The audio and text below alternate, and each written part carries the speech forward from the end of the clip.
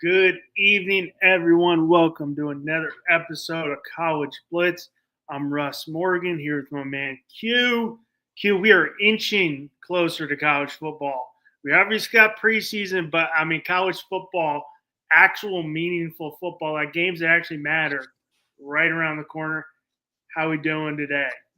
All is good, brother. We got 8 days, like we talked about, man. 8 days till P4 football, right? We're not talking FCS. We're not talking, no disrespect, right?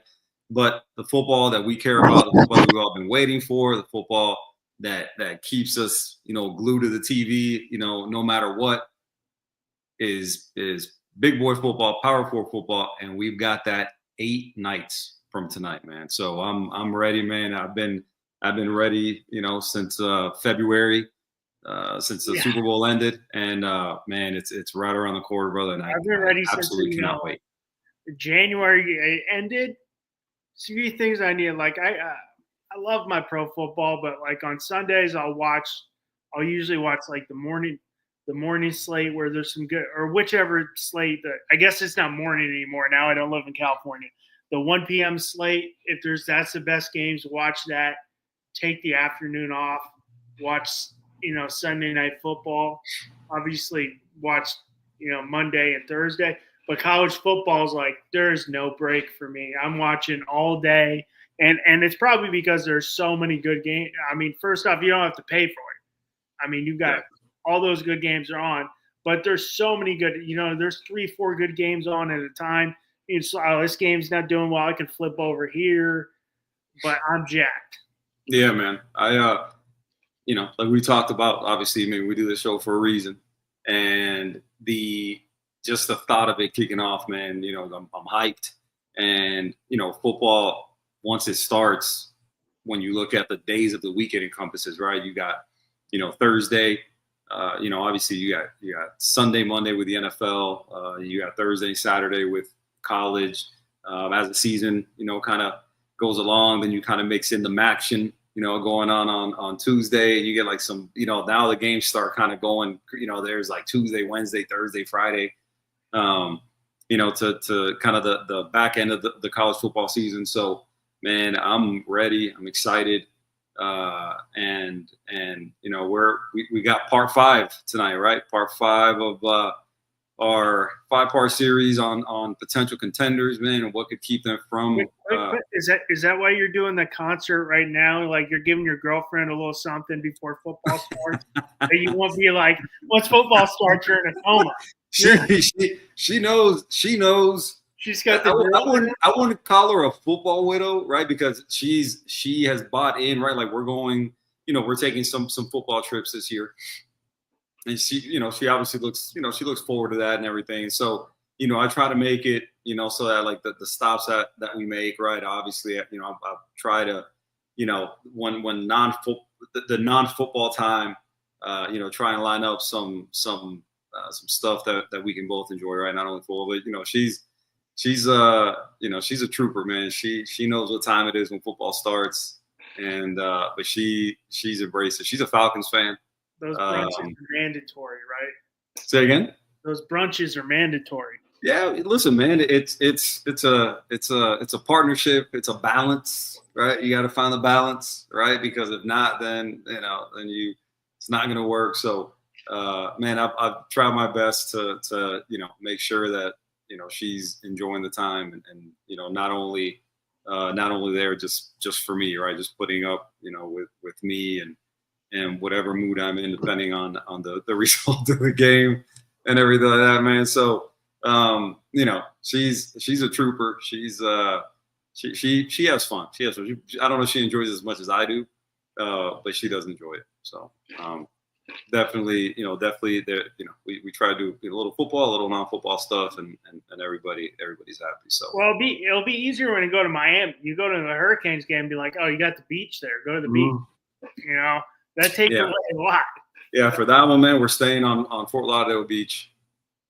So we'll be able to get a little beach time. Be able to get in a little, get some food and some beach time, and we'll mix in some football and that whole deal. So, again, man, we try to mix it up, make it more than just football, so she could enjoy herself also. So, but she's a trooper, and she's cool with tagging along and putting up with my football nonsense. So,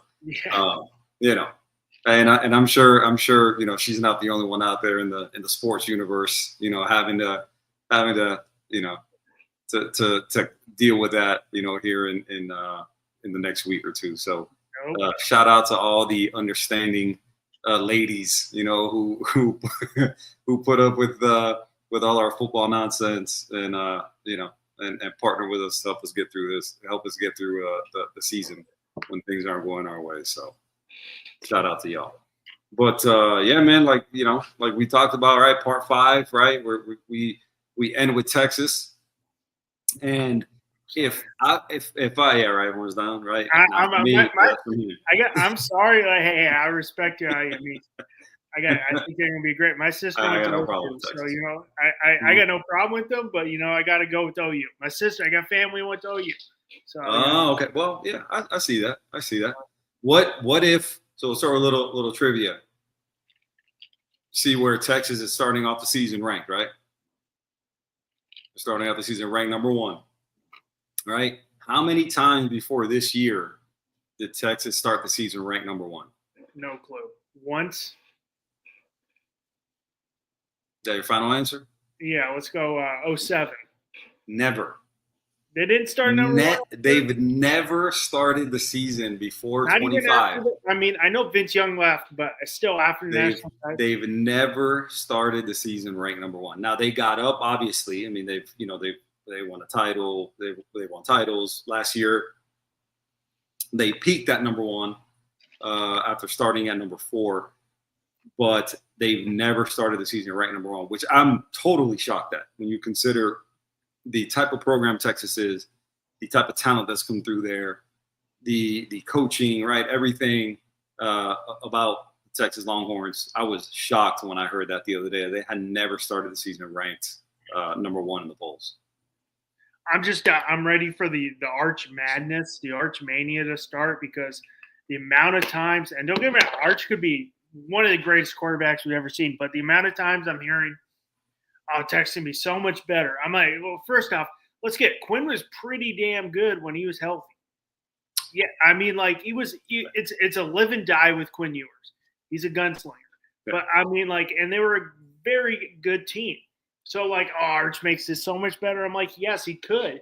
He's played 2 meaningful games. Yeah. And we're already crowning him the number 1 pick next year. First off, he could just pull a Peyton, his uncle, and just say, no, I'm good.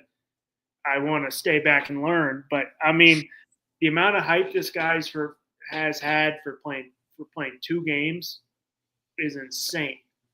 Yeah, obviously the name Arch Manning, from the time anybody knew who he was in high school, obviously, he was generating a lot of hype. From the time he was uncommitted.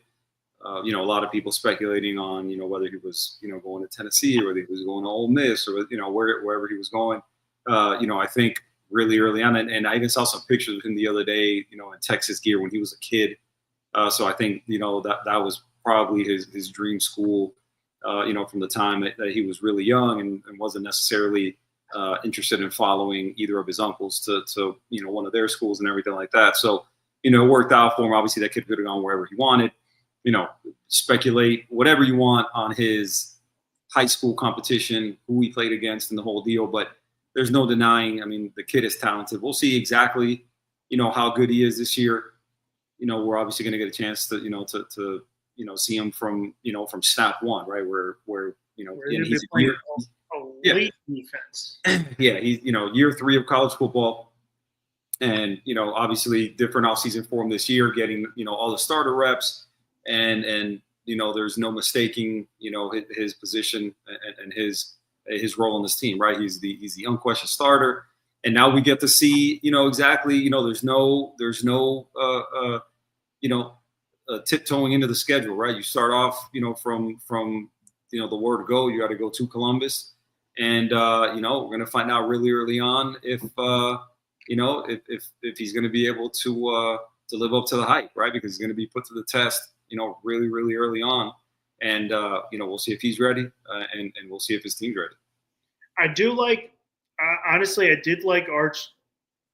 Think about it, not going to Ole Miss or going to Tennessee just to blaze his own path.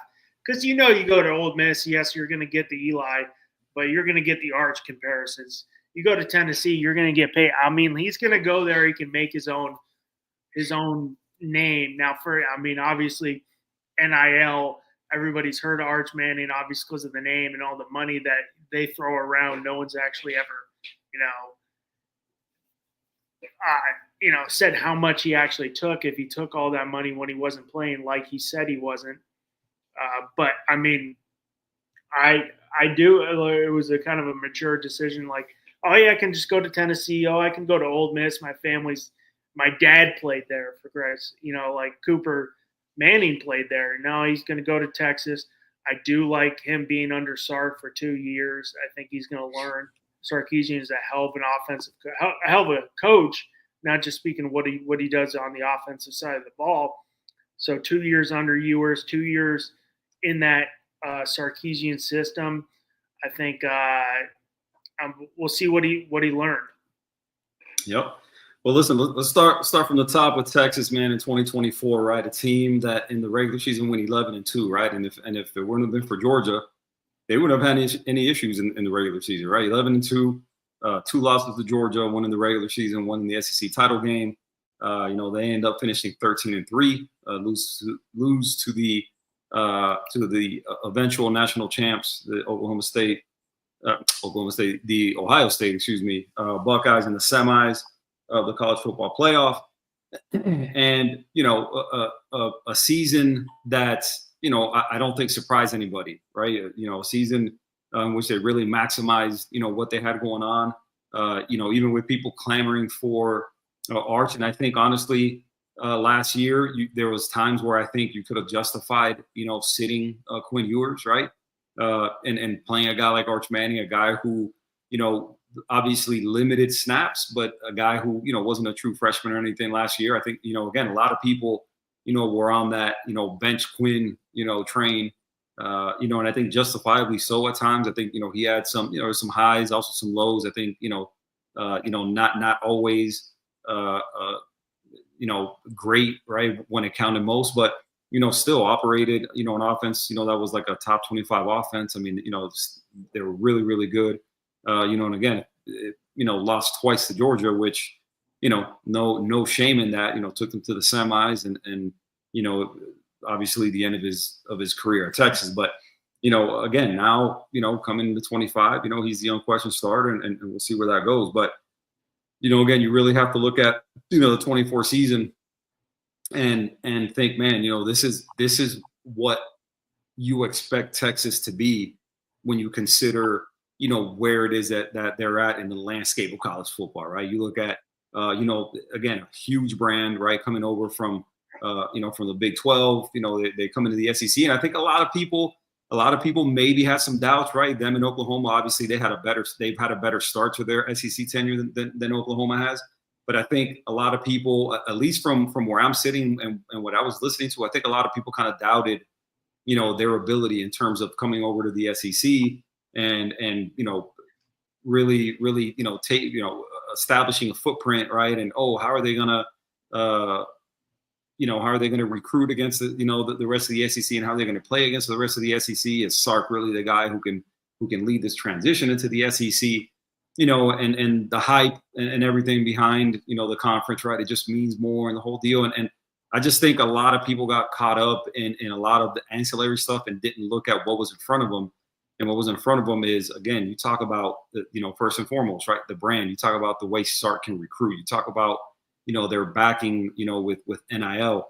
And you're looking at all this, a guy like a Sark who's been at big programs, right, who's been at USC at the height of their powers, right, and went to Alabama, saw what a national title program looks like.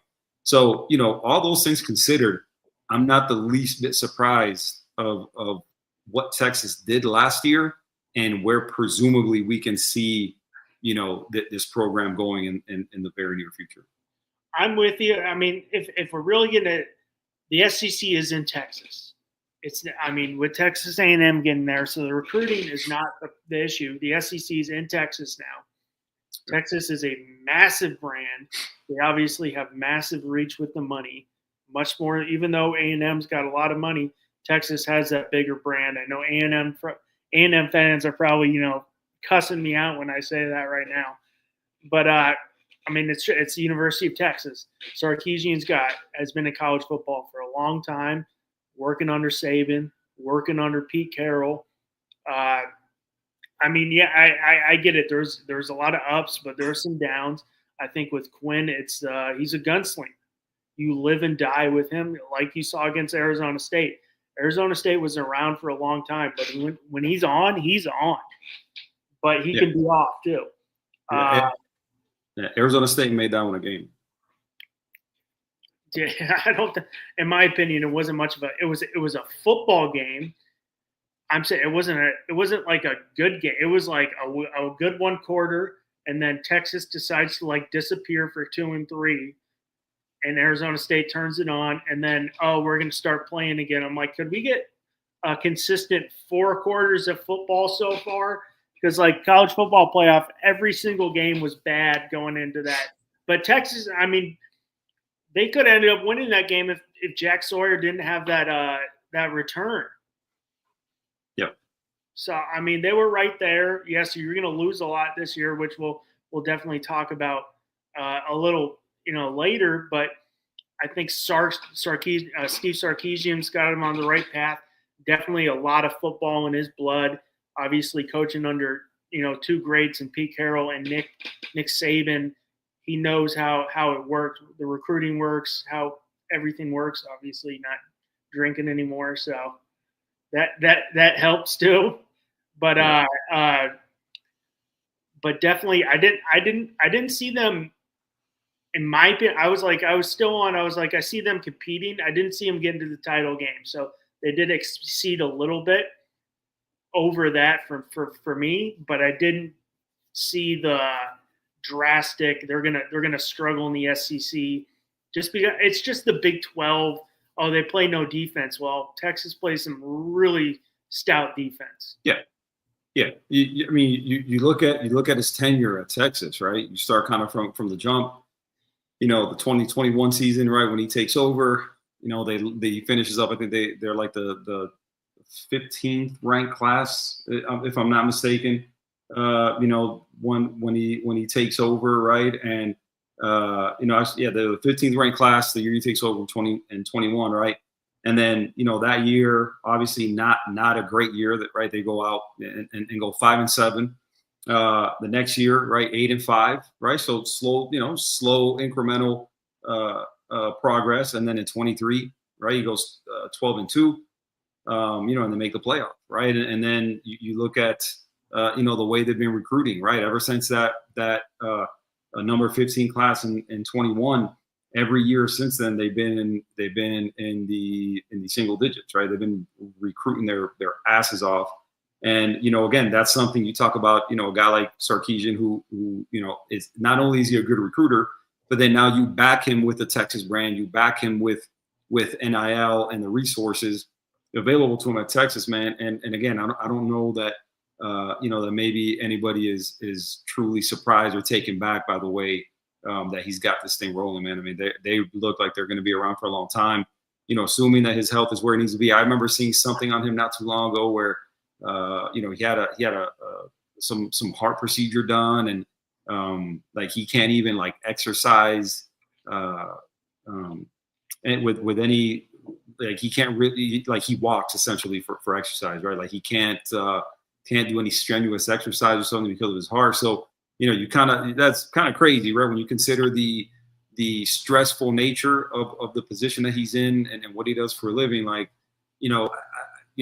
it's, and this is me purely speculating, right? I don't have MD next to my name, but it does kind of make you wonder, when you hear stuff like that, what his long-term, prognosis is, and long-term, what job security in terms of what his health allows him to be long-term. So that'll be interesting, right? But, again, as long as he's at Texas, I could see this team, really being a factor. And, I see no reason why, again, you look at what they think of them, right? Ranking them as the number 1 team in the country to start the season. I mean, I wouldn't be shocked. I would be more shocked to see them miss the playoff this year.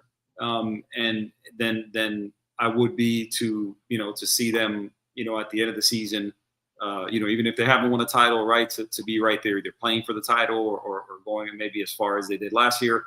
But, again, man, with Sarkisian there and the way they got that thing rolling, man, especially now in the NIL era, I don't see him slowing down, and I don't see Texas, falling off anytime soon.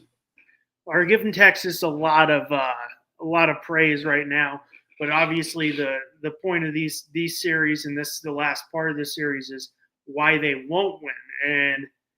And I want to go to you first. Obviously, what are some of the reasons that you have a little concern why they won't maybe win it all this year? Well, listen, when you start at the top and you start with any SEC program, right? I think the very obvious place to begin is the schedule, right? And man, look, if I'm being 100% honest with you, I don't know. And listen, I may be in the minority on this, and I may be blasted for this, right? But I'm not super worried about their schedule, right? Like, I get what the first game is, right?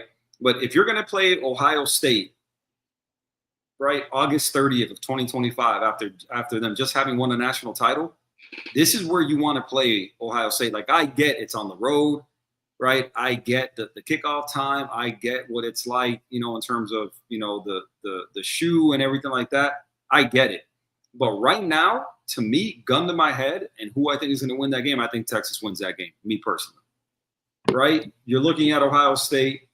And then after that, man, you're going, listen, San Jose State, UTEP, Sam Houston, right? Those are wins. You're at Florida, which that's going to be a tough game. You have to imagine, right? The week after, you got Oklahoma, and then after that, man, look, Kentucky, how good is Kentucky going to be? I don't know if they're going to be great. Mississippi State, probably not going to be very good. Vanderbilt, then they go to Georgia. That's their recent nemesis. I don't know about that one. But then Arkansas and then Texas A&M, right? So, listen, I wouldn't call it an easy schedule. I don't know that it's the daunting schedule. Like, for example, it's not Florida's schedule, right? Florida plays a ridiculous schedule, right? So I'm not looking at the schedule and seeing a bunch of losses, right? The next thing I'll go to, right, just like you have to do with everybody, is what do they have in terms of attrition, right? And who did they lose? Obviously, a team like Texas, with how great they were last year, you expect them to lose players. And I think where they were hit the hardest, right, where the most attrition is the offensive line, right? Because they lost obviously big time guys at DB, right? Jahdae Barron, obviously, a huge loss. Excuse me. Matthew Golden, wide receiver, obviously winning the first round. Alfred Collins, D tackle, went in the second round of the Niners. So on and so forth. So, again, you lost talent, right? But to me, their defensive backfield is going to be loaded, right? Even with losing Jahdae Barron and everything. I think where you have to look, the position group that I would be most concerned with would be offensive line, right? And what's going to help you now is transitioning from Quinn Ewers to Arch, where obviously Arch, has legs, and he can scramble, he can move, right? Where Quinn Ewers was the total opposite, right? And so, if you ask me to look at a position where I was a little bit concerned with, just based on what they've lost, would be offensive line. But then you're looking at what it is that that they've brought in, and the talent they have, and I don't know if again, I'm just not super concerned with with what it is, that they have to replace. So, again, man, I don't know at the schedule, right? Going back to what you asked me, the two things that would concern me: schedule, attrition, right? The schedule I'm not crazy concerned about, and what you have to replace on the offensive line, I get what it is, obviously, because those guys, drafted and drafted high for a reason. But with how loaded these guys are, I don't see them. I really don't see them struggling to replace what they've lost. And I don't know if you feel any different about it. Yeah, I mean, obviously you're losing Golden, you lose Isaiah Bond is going to be a big hit. But like you said, with the recruiting, there's going to be guys who are going to come up and take over for that. Not going to be. You got DeAndre Moore, you got sophomore Ryan Wingo. With the freshman, was it Lockett? Who's the number Jamie French. Jamie French is a 5-star. Lockett was the number two receiver in the 25 class. Yeah, Dalen McCutcheon. So Michael Terry, Nick Brooks. You lose. Yeah, you're gonna have you're gonna have the you're gonna have Wingo, right? And you're gonna have Moore, right? Are gonna be your go-tos, right? But then after that, you got Emmett Mosley who transferred in, and then dude, out of those that receiver route, I think they brought in the number one receiver haul in the country, and you have to figure that of those guys they brought in, there's gonna be, if you talk about those guys being like your wide receiver, 4, let's say, right? There's gonna be, those guys are way too talented to not fill, that wide receiver 4 spot. So, again, did you lose Matthew Golden? Did you lose Isaiah Bond? You did, but I just don't see them missing a beat, man.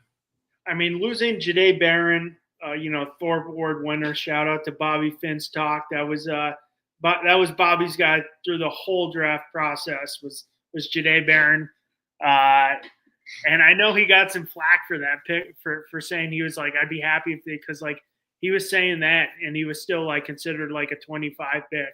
And Bobby was like, I wouldn't be mad if they took him at 13, but I'm like, he could be pretty darn good. But I mean, you lose him, but you still have, Michael Taffy, was it Jelani McDonald, Malik Muhammad. I mean, you still got guys who can replace him. Yeah.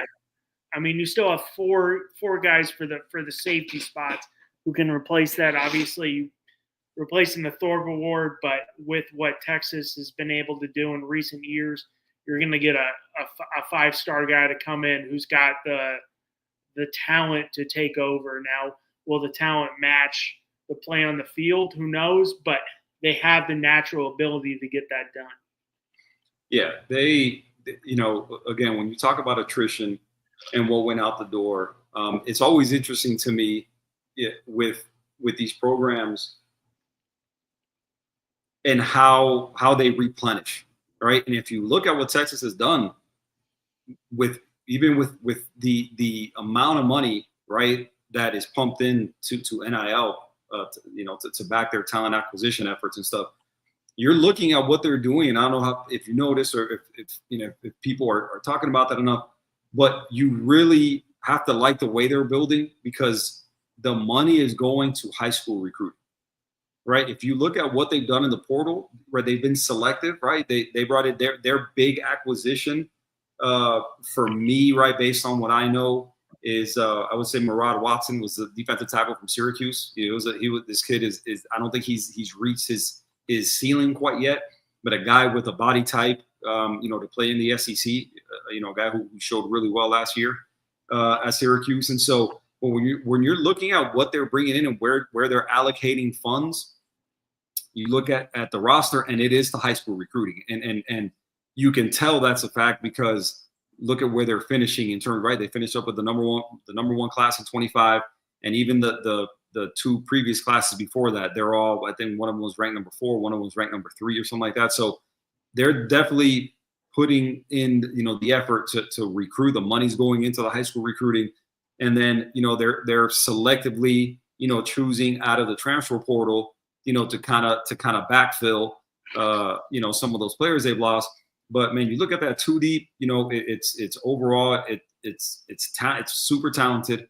You're looking at it and you're not seeing a bunch of upperclassmen in the defense. You got some guys obviously that are right. You got Ethan Burke at the jack position. Obviously, he's a senior. Anthony Hill, who you can make an argument is the best linebacker in the country going into his junior year now. Colin Simmons. He's not an upperclassman, but a guy who was a freshman, All-American last year, who's an absolute stud. And then in the back end, say again. 9 sacks last year. Yeah, the guy's a stud. The only freshman edge / defensive end that I saw last year that was probably better than him. I wouldn't say probably. I'd say he was better than him. Was the kid at South Carolina. Stewart, the defensive end of South Carolina. That guy was an absolute menace at South Carolina last year. So to me, I would say he had a better freshman year than Colin Simmons. But again, not many freshmen did. And so again, you look on the back end, you've got some upperclassmen, right? You got Javon McDonald, who's a junior. Malik Muhammad is a junior. You got Michael Taffy's a senior.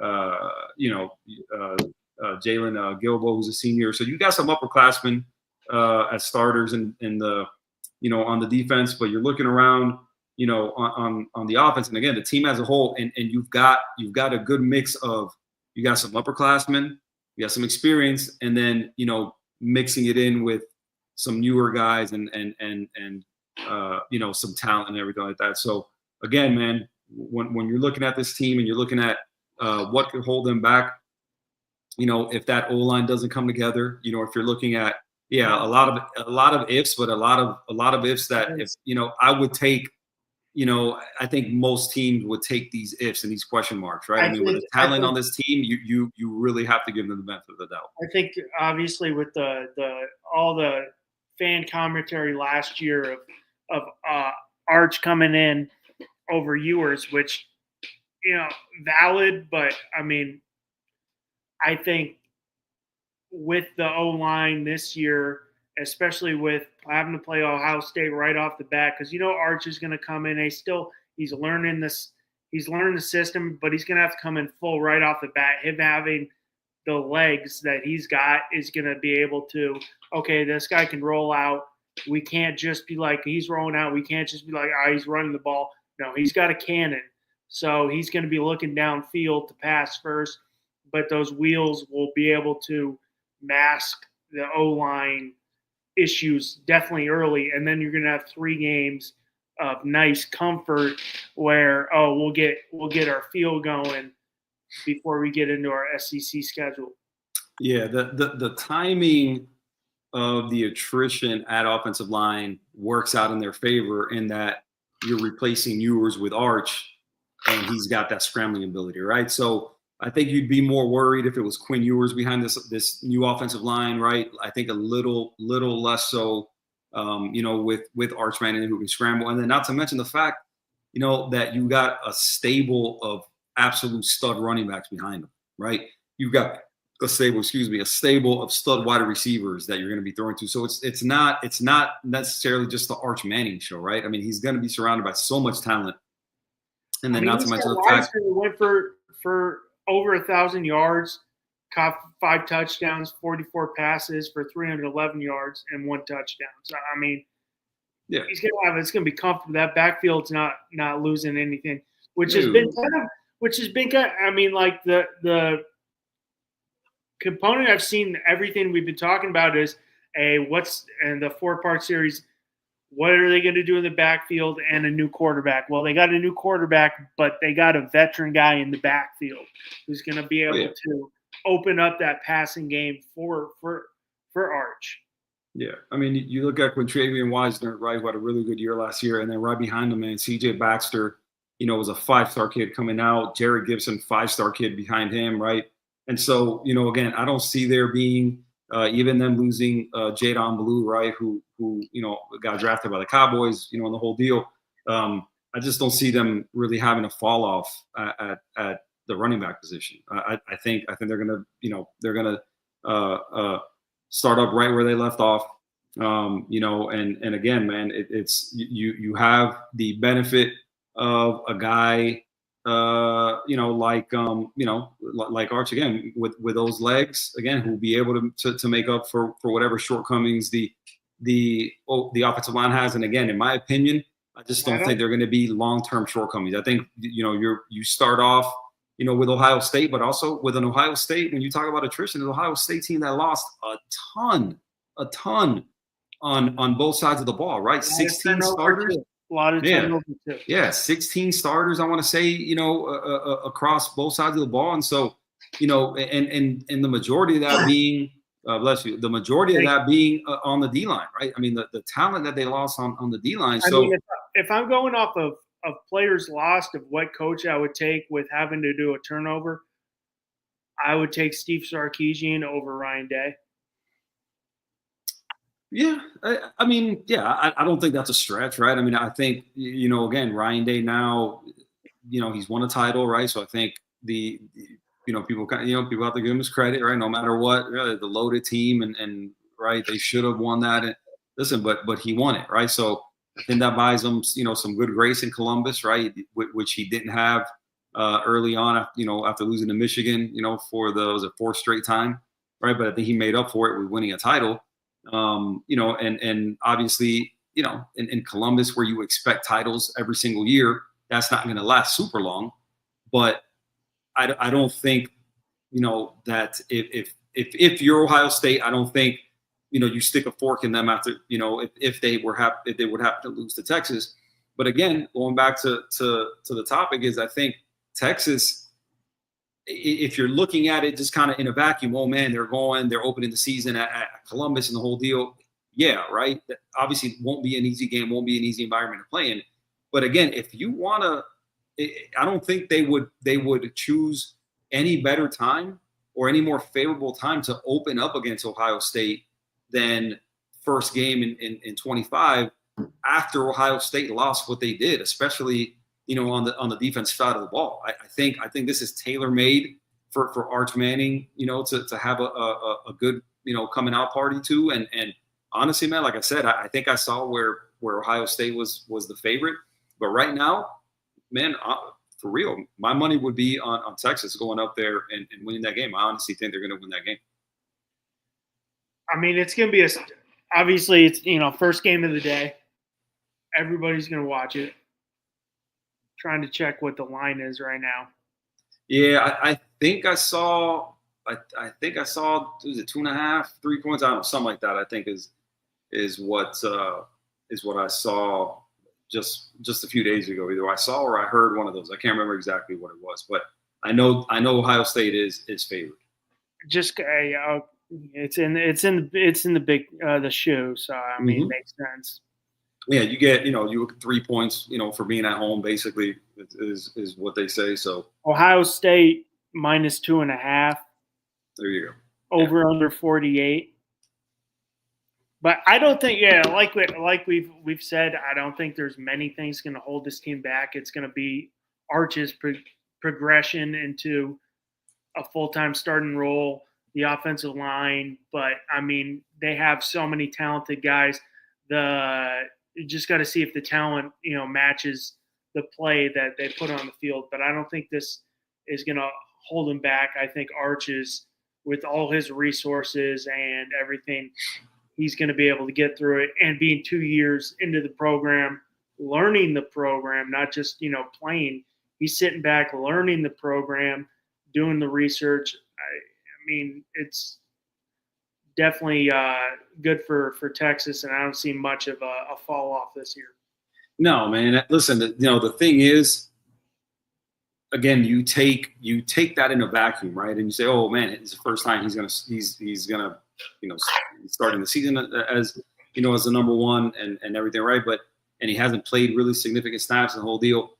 But again, I bank on, right, the talent. I bank on the pedigree. I bet on the mental makeup, right? This is a guy who's been in it. It isn't a new OC situation, right? He's been in this offense under the same play caller, right, under the same coach and the whole deal. And so you bet on that, right? He's not transitioning to a new OC. And, again, third year in college, right? This kid is he's I want to say he's I think they consider him a junior. I don't know if he's a retro sophomore or true junior, but either way, 3 years, in the program, right? And so even with his lack of experience, you have to like what he's got in his favor in terms of him starting for the first time and him starting in such an intimidating place, like it is playing the shoe. So, again, man, listen, when you talk about what could hold this team back, given the benefit of health, right? If they got all their guys and all their important pieces healthy and the whole deal, I just, when you're looking at what it is that can hold this team back, man, and what it is that gets you to contend, right? And more we're looking at, again, you have to be good on the offensive line. You have to be good on the defensive line, right? You have to have a good quarterback. You don't necessarily have to have a superstar quarterback. I think we proved that last year.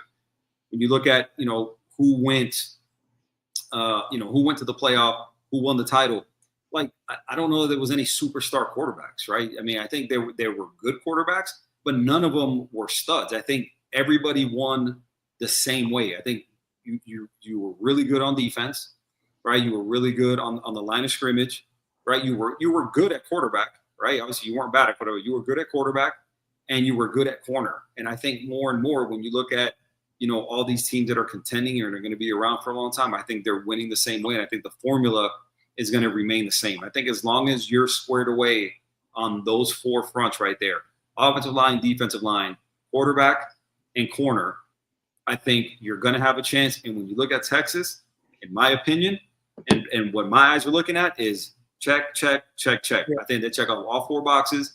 You add to that, really good coaching, right? Continuity on the coaching side of things. And I just don't see a scenario where Texas isn't in this thing come into the year. Yeah, same. I mean, 12th, they're going to be in the playoffs. They'll be there for but definitely, all year we'll see. There'll be if they lose week 1, there'll be those doubters. But it's week 1, and it's a different playoff format now. That one game's not knocking you out. So I mean, I definitely I don't see too many like we've said. I don't see too many things keeping this team down this year with the experience of the coaching staff, with the experience they brought back. Yes, you lose some key players to the NFL, but they have experienced guys on both sides of the ball. I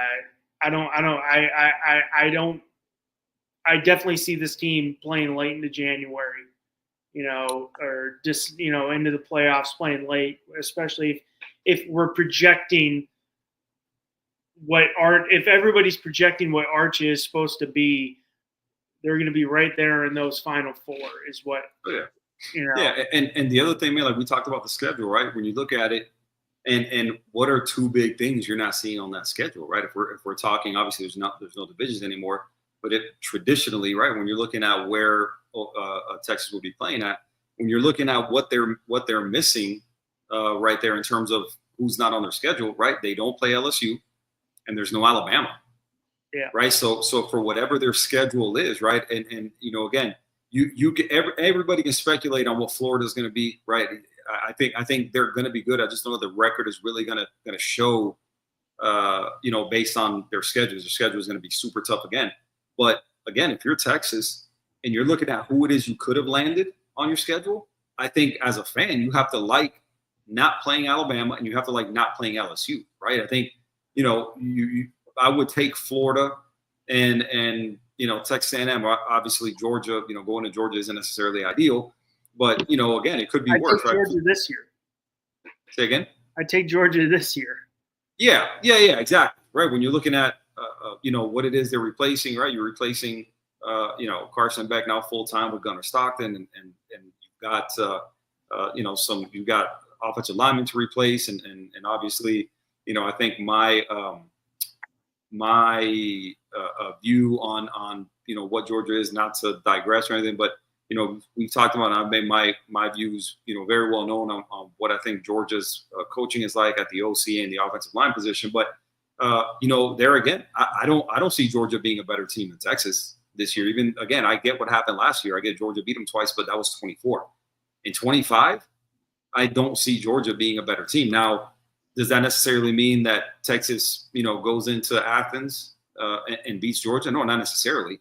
But I definitely don't see, Georgia being a better team than Texas this year. So I mean, yeah, definitely not having to play LSU. Yeah. So I mean, that's big because I mean, there's high hopes for LSU this year if Brian Kelly can get it done. Did you? A little digressing. Did you see that 4-week span of Florida's schedule where they play LSU, Miami, Texas, Texas A&M 4 weeks in a row? That's insane.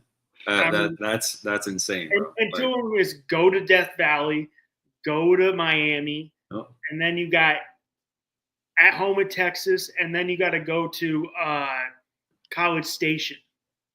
Yeah, that's going to be tough, man. That's going to be tough. Again, that schedule all the way across the board is daunting. And whoever put that together. They definitely did not do that team and that coaching staff any favors whatsoever. Then you got Mississippi State who's down. Then you got to play Georgia and Jacksonville. Then you got to play Ole Miss and Oxford, Tennessee, and then end up holy shit. Have fun. Which is a team that ended up on starting to look better at the end of the year. Now you're gonna have to go there. I'm like, Billy Napier, you get 6 wins, you're like, hey, you're fired. But with that schedule, you get 6-7 wins. That's man. Look, 7 wins with that schedule, man. I think you have to like tip your cap to him because, again, man, that's a tough one, man. I do not envy them for that schedule, man. That again, DJ Lagway already not being the healthiest guy in the preseason. I think he's gonna have to buckle up with that schedule because there's going to be. Quick question: was it CJ Baxter? He's from Orlando. Is that high school Edgewater pretty good? Very good. Very good high school. Yeah. Orlando Edgewater is a really, really good football program. Traditionally, it's a program that not only they're really good, they put out a lot of talent. They're always good for producing a lot of Division I talent for sure. Dude, I was driving. I was driving yesterday and I had to do a delivery to IMG, so I had to go all the way to the back, driving through. And they have their campus, which is a massive building. And then they have their massive basketball gym. And then they have their athletic training facility. And then they have their sports science center and then there's crazy. 5 football fields and then 6 baseball fields and then soccer fields all over the back and a driving range and a golf course. That's insane, man. It was insane. I've checked it out. I've never gone all the way back to and there's 15 soccer fields back there and, a massive football stadium, nothing compared to anything like they got in Texas. But still. But I'm sure that campus can rival anybody's. Anybody's campus, right? Anybody who thinks that they've got, some money and some facilities. I think that's right up there with anybody's. Nothing rivals that. That's compound. Yeah. Literally a compound. Well, it's a boarding school, right? IMG's a boarding school. A boarding school, and people come in and just come for coaching. Yeah, no, but in terms of for IMG football, right? Those guys, they live there. Right. Yeah. It's a boarding school in the sense of all these kids that come from different parts of the country and the whole deal. They come there and they live on campus and everything like that. So, it's a boarding school in that sense. They got restaurants, they have food, they have, people, I know my brother-in-law who's from Bradenton and lived obviously his whole life here. He's literally it's on 53rd right after Cortez is one of our big streets. And there's a big, shopping center there, right next to the campus. So people will come in once every every year, once every couple of years, and put a new restaurant in because they think, oh, all the kids will come here and eat. And it dies after a year and a half because the kids never have to leave the campus because, they got restaurants, they got a full nutritionist, they got all your pick of food. They never leave the campus. Yeah, it's its own little self-contained, community there, right? I mean, it's live, work, play, essentially, right? I mean, you do everything there. You don't have any real need, to leave campus, and so, yeah. I mean, man, bro, that must be a great thing, man. To be a top athlete, in 25 and have that type of those type of benefits afforded to you in terms of being at that school. Parents are racking in the money because it ain't cheap either. Yeah, no, I would imagine. Yeah, I would imagine I talked to one of the football coaches there. Well, first off, he told me, he's like, dude, it took me. I used to work for the Arizona Cardinals in like the front office, and I came here. I wanted to coach football, and then he had family members sick. He was from Florida, so he had to come back. He's like, it took him about 6 months to get all his paperwork processed. But I was talking to him. I lost my train of thought. It's just not. I mean, he was saying people will come in for the coaches and stay there, and they'll pay $1,000 a day to stay there. You'll fly in for 10 days to stay in their condos. Wow. And that's not talking about the coaching, what they're paying. Yeah, for the clinic and all that and stuff. People are saying 7 to 10 days for coaching lessons. Damn. It's insane. Factory, man. It's a factory. Well, that's crazy. It was. I know. My brother-in-law's his father was, because started off as a tennis academy. He was he was one of like the first couple coaches he hired to come to Bradenton to be a tennis coach before it was IMG. What was it Nick Bollettelli, or what was that guy's name? Nick Bollettieri. Yeah, and I think he coached like Andre Agassi and some big time people. Yeah, and some huge names. I remember. So so that was where it all started. Yeah, man. But it's missed grown out on the Williams sisters, but Say again.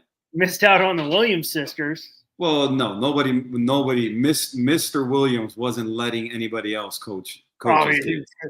That guy ruled. That guy ruled with an iron fist. So nobody missed out on them. He simply was not going to allow anybody but him to coach him. And that's a whole different segment for a whole nother pod, and you get into all that with the old man and in Venus and Serena. But no, nobody missed out on them. He just simply wasn't letting anybody else coach his girls. That's how that went. I got ruled with an iron fist. So Richard didn't play. Yeah, that's right, man. Richard was the real deal, man. So again, nobody missed out on that. You got to be a little tough to grow up in Compton and live in Compton. Yeah. That time and era. 100%. I mean, I'm from Southern California. I mean, I went to I played baseball in Compton since 8th grade. I went to Compton College. It was not it's still pretty rough. It wasn't as rough as it was in those times. Yeah. Yeah. But yeah, with old King Richard, that was, like I said, man, that was him and his girls, man, and nothing else and nobody else. That wasn't happening. So, but yeah, man, it's amazing what IMG's turned into, man. I've heard the stories. Now to hear from somebody, who I know now who's been there and seen that. And I've been trying to get in, and I've been trying to get in since I've moved here. Oh, and really? I was like, and every time, no, I don't. You're like, we went with someone else. I'm like, trying to get in. I'm like, I coached at one of the best high school baseballs in the nation, teams in the nation at Orange Lutheran High School, which is consistently ranked top 10 in the nation for baseball, which is football is getting better, but they play Trinity leagues like St. John Bosco, modern day. So obviously football is going to be tough to break in for football, but baseball, they're ranked top 10. I get rejected so many times. I'm like, yeah, really? Oh yeah. But it's like a compound, like you said, compound inner circle type of thing.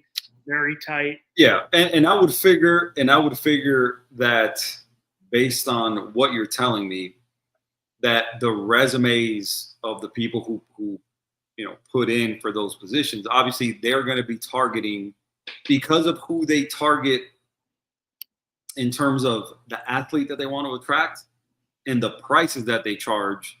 They justify that by hiring people who they can tell parents, it's like, hey, we just hired John Doe, who spent time in this organization, that organization, right? Played in the major, right? Like that is, it's not about what It's not what you about, are. And not saying they probably have great coaches, but it's not obviously 100% about who's going to make my player better. It's also, how can I recruit more players to come here? Yeah, I got this former ball player, this former football player coming.